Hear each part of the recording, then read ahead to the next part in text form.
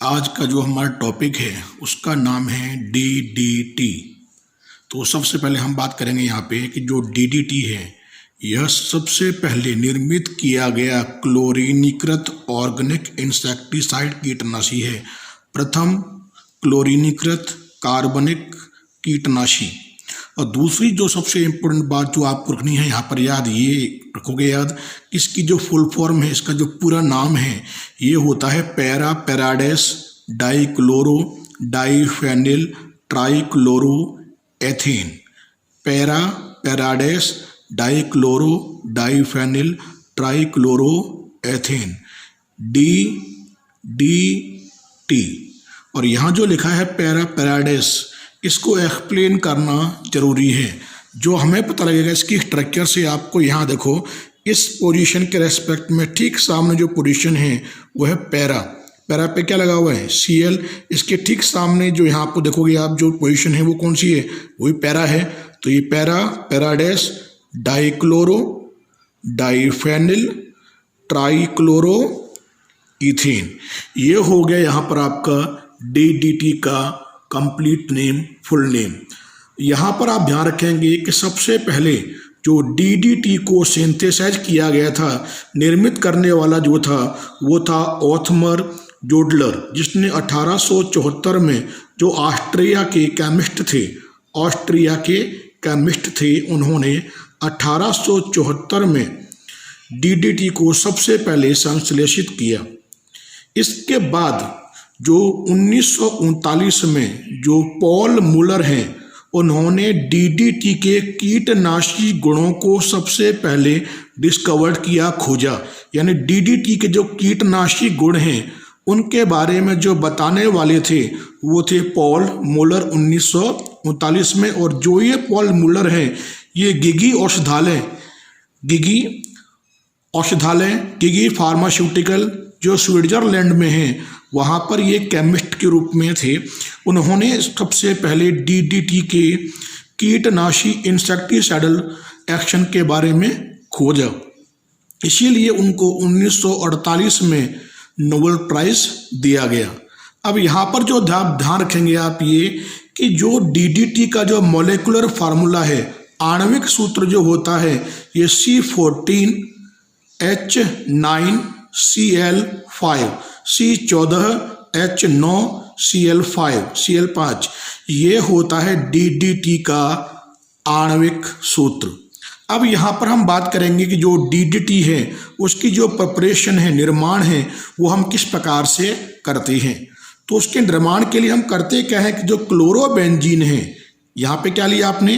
Chlorobenzene के आपने यहाँ पर 2 मोल लिए हैं। उनकी क्रिया आप कराएंगे क्लोरल के 1 मोल से, 1 मोल से, और ये इनकी क्रिया आपस में कराएंगे आप सांद्र H2SO4 की उपस्थिति में। और यहाँ पर एक बात ध्यान रखेंगे कि जो सांद्र सल्फ्यूरिक अम्ल है, सांद्र H2SO4 है, यह एक निर्जली कारक है, डिहाइड्रेटिंग रिएजेंट है। और इसकी उपस्थिति के कारण से ये क्या करेगा? जल के अणु को यहाँ पे निष्कासित करेगा, एलिमिनेट करेगा। कैसे? कि Cl के ठीक सामने पोजीशन है पैरा, यहाँ पर एक H है, ठीक सामने पैरा, इसका एक H, और ये जो ग्रुप लगा हुआ देख रहे हो आप एल्डिहाइड ग्रुप, इसका ये वाला O, ये यहाँ क्रिया करके निकालेंगे वाटर मॉलिक्यूल को, जल के अणु को, और इस वाले कार्बन को आप यहाँ से आप जोड़ देंगे। और जो स्ट्रक्चर आपको यहाँ मिलेगी ये स्ट्रक्चर हो जाएगी किसकी? DDT की, जो एक इंसेक्टिसाइड है, कीटनाशी है। अब जो यहाँ पर सबसे इम्पोर्टेंट जो टॉपिक है, भाग है इसका, वो है DDT का आयुपेशी नाम। अगर आप नंबरिंग करें तो ये नंबर 1 कार्बन, ये नंबर 2 कार्बन। 2 पे क्या लगे हुए देखो, 2 पे देखोगे आप ये 2 लगे हुए हैं, तो ये हो गया 2 है तो क्या हो जाएगा 20।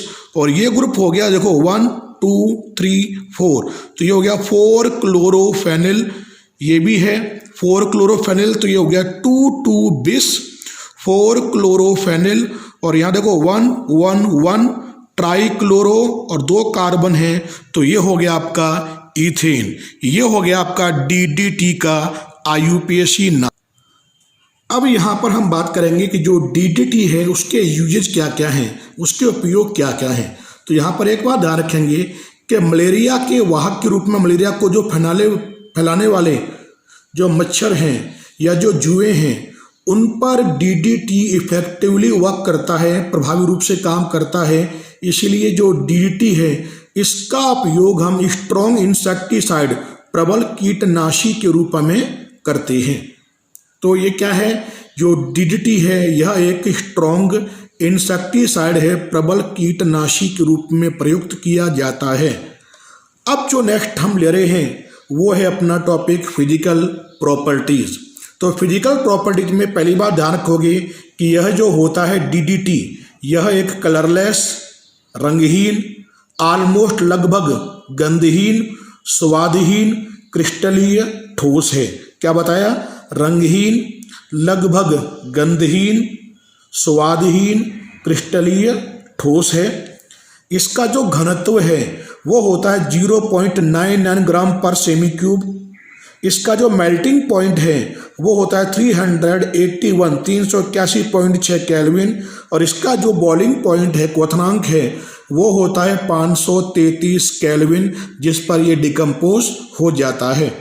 और यहाँ जो सबसे इम्पोर्टेंट बात आपको रखनी है याद, ये कि ये जो होता है डीडीटी ये वाटर में इनसॉल्यूबल है, जल में अविलयशील है, लेकिन जो भी आपके ऑर्गेनिक सॉल्वेंट्स हैं उनमें यह विलयशील होता है।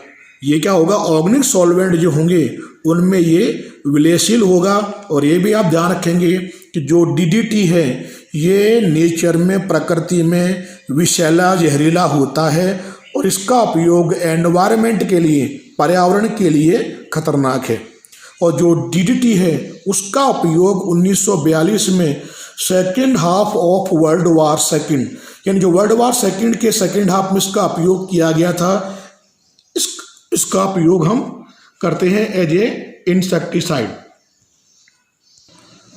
अब यहाँ पे हम बात करेंगे कि जो डीडीटी है उसको बैन किया गया, उसके कारण क्या थे, causes for the ban of DDT. सबसे पहला पॉइंट ये ध्यान रखेंगे कि जो डीडीटी है यह एक केमिकली स्टेबल है, रासायनिक रूप से स्थायी यौगिक है।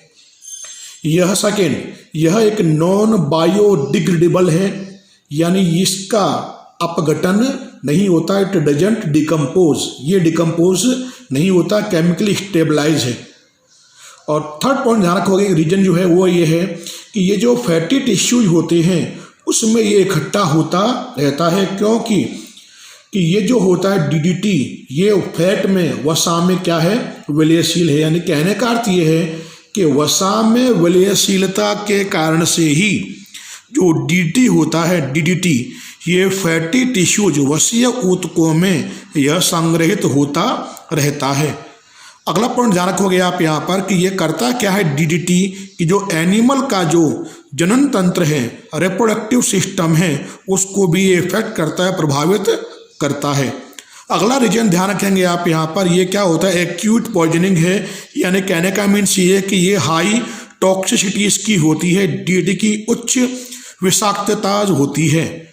और अगला पॉइंट आप ध्यान रखोगे कि ये करता क्या है कि ये जो सॉइल पॉल्यूशन है, मृदा प्रदूषण है, उसके लिए भी ये उत्तरदायी है। किस तरह से कि ये जो मृदा जो होगी उसके द्वारा जो फसल उत्पादन होगा उसको क्या करेगा, ये कम करेगा।